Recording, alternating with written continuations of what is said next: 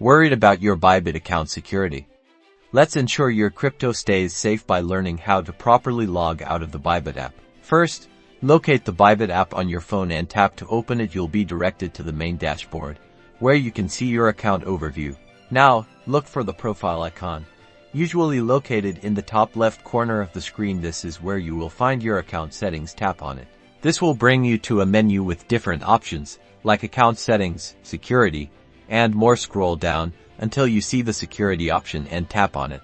Within the security settings, you'll see options related to password management, two-factor authentication, and other security features. Scroll all the way to the bottom of this page, where you will find the Logout button.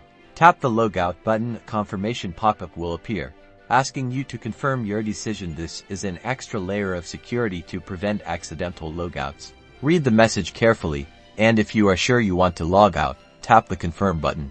And just like that, you are logged out.